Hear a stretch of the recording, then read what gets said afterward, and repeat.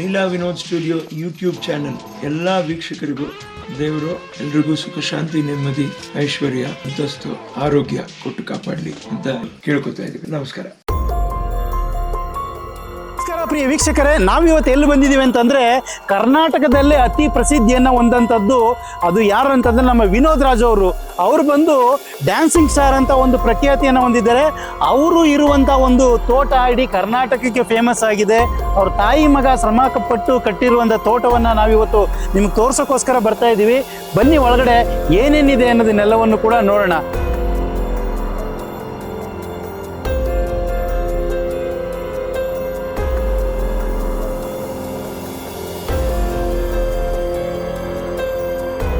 ಪ್ರಿಯ ವೀಕ್ಷಕರೇ, ಕನ್ನಡ ಚಿತ್ರರಂಗದಲ್ಲಿ ಒಬ್ಬ ಆದರ್ಶ ನಟ ಅಂತಂದ್ರೆ ಅದು ವಿನೋದ್ ರಾಜ್ಕುಮಾರ್ ಅವರು ಇವತ್ತು ಯಾವ ವಿಚಾರಕ್ಕೆ ಟ್ರೆಂಡ್ ಆಗಿದ್ದಾರೆ ಅಂದ್ರೆ ಒಂದು ಕೃಷಿ ವಿಚಾರಕ್ಕೆ, ಇನ್ನೊಂದು ತಾಯಿ ಮಗನ ಸಂಬಂಧ ಎಷ್ಟು ಮೌಲ್ಯಯುತ ಇದೆ ಅನ್ನೋದನ್ನ ಇಡೀ ಜಗತ್ತಿಗೆ ತೋರಿಸೋದನ್ನ ನಾವೆಲ್ಲರೂ ನೋಡಿದ್ದೀವಿ. ಅದಕ್ಕೆ ಇನ್ನೊಂದು ಕಾರಣ ಏನು ಅಂತಂದ್ರೆ ನೋಡಿ, ಅವ್ರ ತಾಯಿ ತೀರೋಗಿದ್ದಾರೆ. ಅವ್ರ ತಾಯಿ ತೀರೋದ ಮೇಲೆ ಅವ್ರ ತಾಯಿಗೋಸ್ಕರ ಹಿಂದೆ ಮಾಡಿರೋ ಫಾರಂ ಇದೆ, ಮುಂದೆಗಡೆನೆ ತಾಯಿಗೋಸ್ಕರ ಒಂದು ನಾವು ಸಮಾಧಿ ಅಂತೀವಿ, ಇದು ಪುಣ್ಯ ಸ್ಮರಣೆ ಅಂತ ಒಂದು ಮಾಡ್ತಾ ಇದ್ದಾರೆ ನೋಡಿ.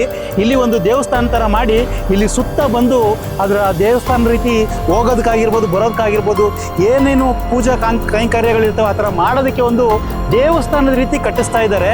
ಇದು ತಾಯಿಗೋಸ್ಕರ ಮಗ ಮಾಡ್ತಾ ಇರುವಂಥ ಒಂದು ಮಂಟಪ. ಒಬ್ಬ ಪ್ರೀತಿಸಂತ ಹುಡುಗಿಗೋಸ್ಕರ ಯಾರೋ ತಾಜ್ ಮಹಲ್ ಮಾಡಿದ್ರು ಅನ್ನೋದು ಮುಖ್ಯ ಅಲ್ಲ, ಸ್ವಂತ ತಾಯಿಗೋಸ್ಕರ ಒಂದು ತಾಜ್ ಮಹಲ್ಗಿಂತ ಅತಿ ಮುಖ್ಯವಾದಂಥದ್ದು ಒಂದು ದೇವಸ್ಥಾನವನ್ನು ನಮ್ಮ ವಿನೋದ್ ಅವರು ಮಾಡಿಸ್ತಾ ಇದ್ದಾರೆ. ಅದೇನಿದೆ ಎತ್ತ ಮತ್ತೆ ಅವರ ತೋಟಕ್ಕೂ ಕೂಡ ನಾವೀಗ ಹೋಗ್ಬೇಕಾಗಿದೆ. ಬನ್ನಿ ಒಳಗಡೆ ಹೋಗೋಣ.